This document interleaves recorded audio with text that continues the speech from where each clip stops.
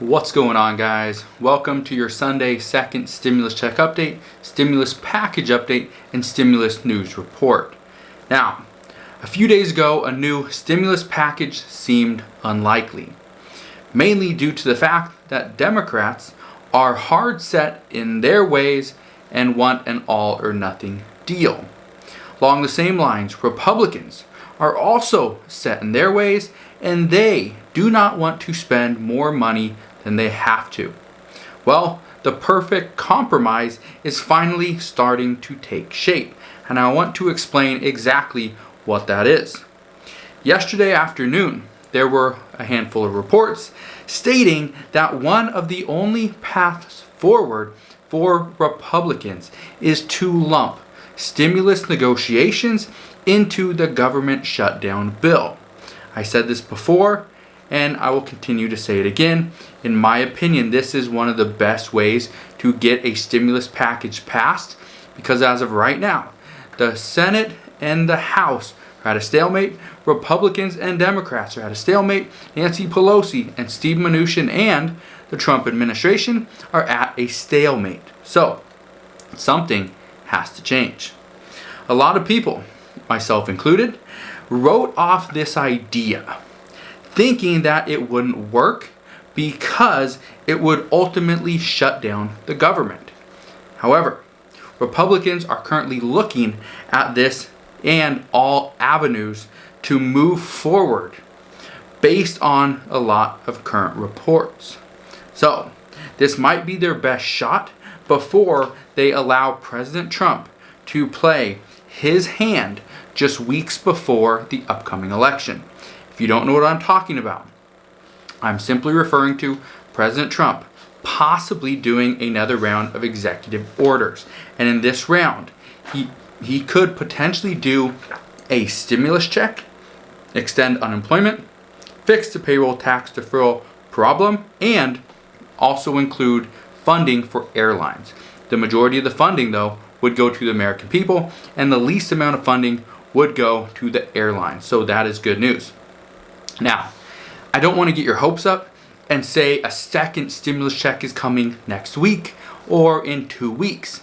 I don't want to say that, and I also don't want to get your hopes up and say that unemployment is going to be extended again.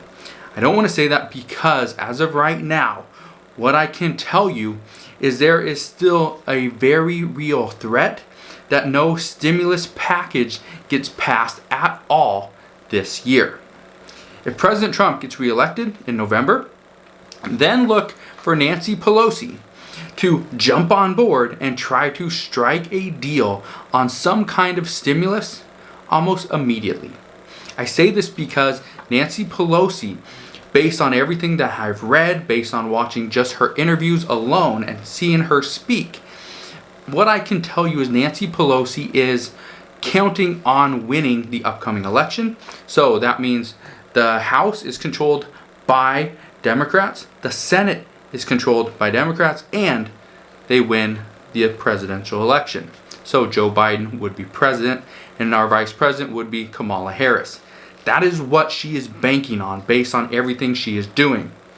So just be aware of that. If President Trump gets reelected, she's going to jump on board and try to pass any stimulus possible because she didn't get her way. Now, if Joe Biden wins the presidential election, then look for Nancy Pelosi to try and get her package passed to provide states the funding that they were looking for. Nancy Pelosi, I believe, promised states they would get additional funding, which they haven't received. Now, I still personally believe that a second stimulus check will happen, but as of right now, and like I've stated before, if President Trump doesn't do an executive order for stimulus checks, then don't expect them to come until after the election.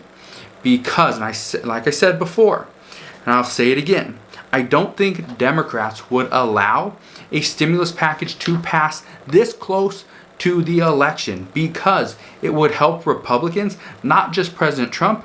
It would help a lot of the Senate Republicans that are currently, up for re-election. It would help a lot of them that are in those, struggling states where it could go either way. And I believe currently there's like 5 to 7 states where it could simply switch from Republican to Democrat very easily. Now, just yesterday, President Trump was at a rally in Nevada. And he said, and I quote, "They are trying to rig the elections." He was stating that Democrats are sending 80 million ballots through the mail, 80 million ballots to just random people, hoping, in his words, that they will be a Democrat and will vote Democrat. So we'll see what happens. As of right now, there's a lot of political games, and I don't know what is going to happen moving forward. What I can tell you is just to watch, to stay updated, to stay educated on everything that's going on. So this coming election, you can vote. If you want to vote for Democrat, vote for Democrat. If you want to vote for Republican, vote for Republican. But get out there and vote so that your voice is hopefully heard. Now, one of the questions I've been getting a lot over the past couple of days, okay, is, will the skinny bill make a comeback? If you don't know what I'm referring to, the skinny bill was a bill proposed by Republicans, specifically Mitch McConnell.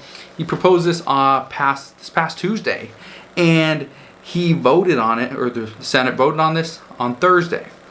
The Democrats ultimately blocked this bill, but in this bill, it was roughly $300 billion of new funding and about $200 billion of repurposed funding from the CARES Act.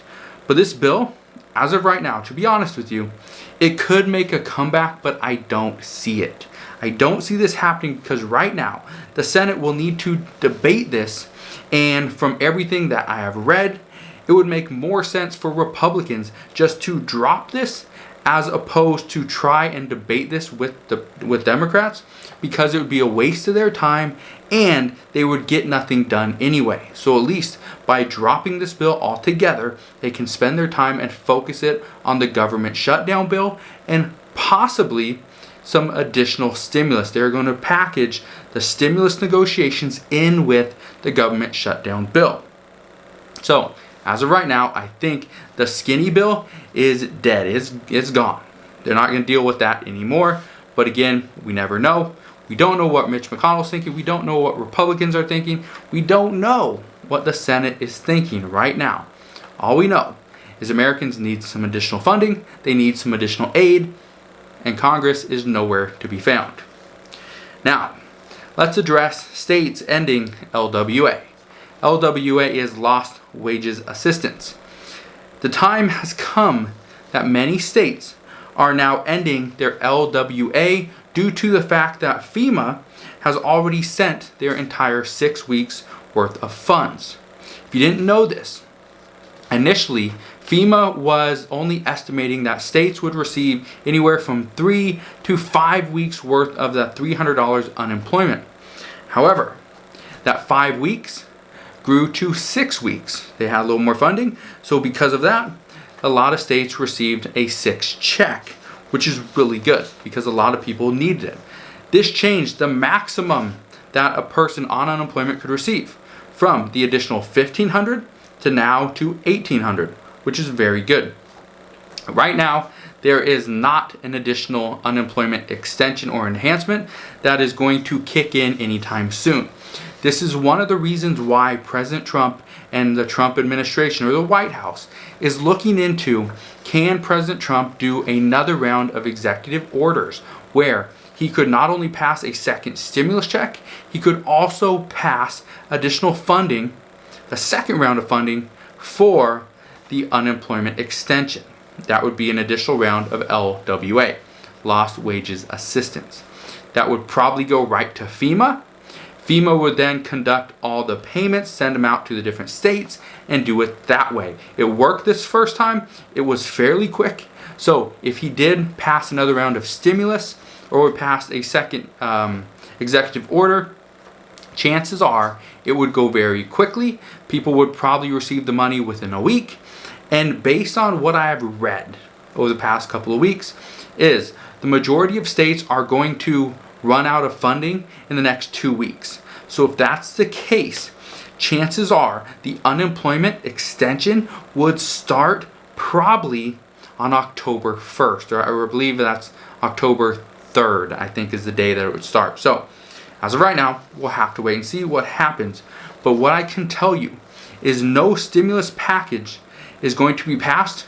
If no stimulus package is passed prior to October 2nd, then look at the White House and specifically President Trump to see what they do the following week. Because I can tell you right now, based on everything that I have read and based on the countless amount of negotiations and deals I have done, not with trillions of dollars and not with anybody from Congress, but just the deals I have done, you wait until the person is most relaxed. You wait until the person you're dealing with pretty much checks out. Well, that would be October 2nd. That is when Congress goes back on recess. So they'll be away from Capitol Hill, be away from Washington, where President Trump could do another round of executive orders that following week, which would mean if Congress wants to act, wants to do something, they would need to come back to Washington. So we'll see what happens, but just be on the lookout for that. The last thing I want to address is more rental assistance, and I want to bring up a very good point that one of my readers mentioned in a video that I did a couple days ago. First off, Barnstable County, Massachusetts. They now have a $100,000 rental assistance fund where residents can receive up to $6,000 per qualified resident. Also, San Juan County, Washington, they are providing up to 3 months max of rental assistance. And Howard County, Maryland, they are including an additional $800,000 for rental assistance that was added on top of the already $1.6 million fund from earlier this year. So Howard County is doing a second round of rental assistance. Now, here's a good piece of advice that one of my viewers ended up sending me, and I want to give this to you. So thank you for, I don't remember who sent it, but whoever sent it, thank you for providing this. But here's what I want to tell you. That what this person said was, and this is what he did, was he went through and applied for rental assistance. He did that early on in this pandemic when the funds were initially coming through. He ended up doing that and was denied because his income was too high. Okay? Here's what happened. He ended up losing his job just like a week before he went and applied for rental assistance. Well, they denied him because his income was too high. But being that he lost his job and now he was on unemployment, which didn't pay him nearly as much as that he was getting when he had his job, what happened was after he waited a couple months, somebody told him this exact same thing. Your income dropped. You are not working. You need to go and apply again. So he did that exact thing. He went and applied for a second time using new numbers because his numbers changed. Because he lost his job, the expenses went up. His family size was still the same, so he applied again. What happened the second time? He was approved. He was approved because they were now going off the new set of numbers. Numbers based on his unemployment wages, not the wages he was getting with his original job. So, his advice.